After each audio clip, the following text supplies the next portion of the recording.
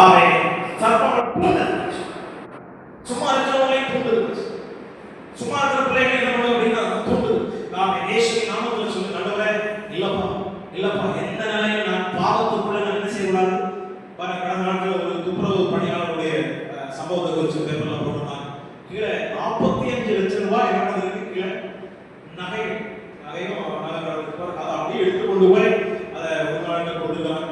அது எவ்வளவு பெரிய ஒரு சம்பவம் பார்த்தீங்களா. நமக்கு சில நேரங்களில் பார்த்தீங்க அப்படின்னா நம்மளை அறியாமலே பாவம் செய்வதற்கு சந்தர்ப்பங்களை உருவாக்கி நம்ம பாவம் செஞ்சா என்ன நடக்கும், அடுத்த செகண்டே தேவ மகிமை போயிடும், தேவ பிரசன்னம் போயிடும், முகத்தோட கலை போயிடும், முகத்தோட வெளிச்சம் போயிடும், பரிசுத்த ஆவியானவர் போயிடுவார். அதுக்கப்புறம் பார்த்தீங்கன்னா வெறுமையான வெண்கலம், இப்படி சத்தம் விடுகிற வெண்கலம் தான் சபையில என்ன ஆதாரித்தாலும் சரி, எப்படிப்பட்ட அந்நிய பாஷையில உச்சகட்டத்துல போனாலும் சரி, எப்படிப்பட்ட ஆளா இருந்தாலும் சரி, பாத்தீங்க அப்படின்னா பரிசுத்த ஆவியானவர் இல்ல, பாவம் நம்ம வாழ்க்கையில வந்துச்சுன்னா நம்ம சீரம் ஒண்ணுமே கிடையாது. அதுக்குதான் பிசாசு நம்ம ஒவ்வொரு செகண்ட் நம்ம தூங்கிட்டு இருக்கோம். ஆவியானவர் பாருங்க, இன்னைக்கு இயேசுவை வனாந்தரத்துல கொண்டு போய் அவன் பாவம் செய்வதற்கு தூண்டிட்டு இருக்கான்.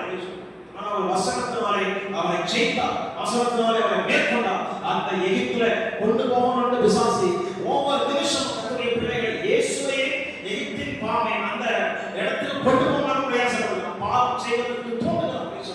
ஆமென். வார்த்தைக்கு விரோதமாய் செயல்படுவதற்கு வசனத்தை கொண்டு கர்த்தர் அன்னைக்கு ஜெயமெடுத்தார். இயேசுவின் நாமத்தில் சொல்லி ஆண்டவரே, எங்களை பாவம் செய்ய வைப்பதற்கே சத்துரு பல காரியங்களை செய்து கொண்டிருக்கிறார் அப்படி நீங்க உணர்றீங்கன்னா இந்த எகிப்தின் போராட்டத்திலும் எங்களுக்கு ஒரு விடுதலை உண்டாகட்டும் ஆண்டவரே. ஆமென். எல்லா காரியங்களை வைத்து தான் சொல்லுங்க.